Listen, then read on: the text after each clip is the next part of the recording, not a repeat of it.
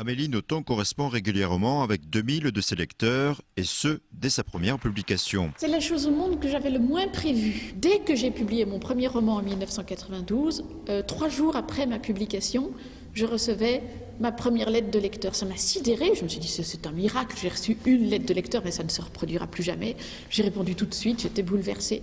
Et puis ça a fait boule de neige et maintenant mon cas est comme celui de Gaston Lagaffe, vous savez, qui arrive dans un bureau avec des piles de courriers qui vont jusqu'au plafond. Je n'ai jamais compris pourquoi on m'écrivait, mais si on y réfléchit, lesquels de nos comportements humains sont normaux?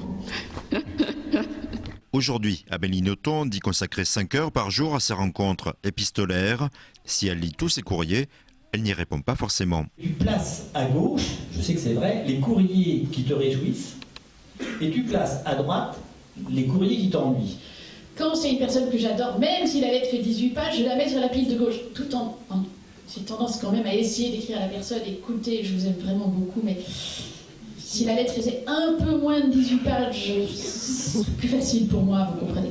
Son dernier roman repose sur une correspondance imaginaire entre elle et un soldat américain en Irak, une relation qui ne surprend pas les 400 spectateurs présents hier au Théâtre de la Madeleine. Je pense que c'est quelqu'un qui a envie d'apprendre beaucoup sur les gens et sur ce que les gens font, ressentent, et donc oui, ça m'étonne pas.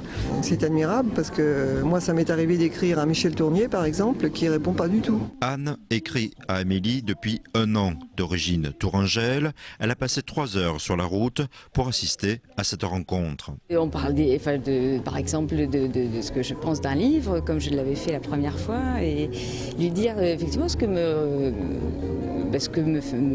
je ressens en lisant son livre. Oui. Le but de la correspondance, c'est le partage des émotions. On est tous tellement seuls, tous autant qu'on est, et bien sûr on se rencontre tout le temps, mais qu'est-ce que c'est que ces rencontres? Qu'est-ce que c'est qu'une rencontre aujourd'hui? On ne se dit plus rien, c'est tellement... on se sent tellement ligoté que finalement on ne partage plus rien. La correspondance, je parle de la correspondance papier, pas de la correspondance internet, est encore un lieu où il y a moyen de se dire quelque chose. C'est-à-dire qu'avant de publier, je n'étais pas comme ça pour la raison que j'étais extrêmement solitaire. Mais j'ai toujours beaucoup regardé les êtres. À l'occasion de son 2e passage à Troyes, elle a pu également découvrir la ville, Maison de l'Outil, quartier Saint-Jean, sans oublier les dédicaces avec son public.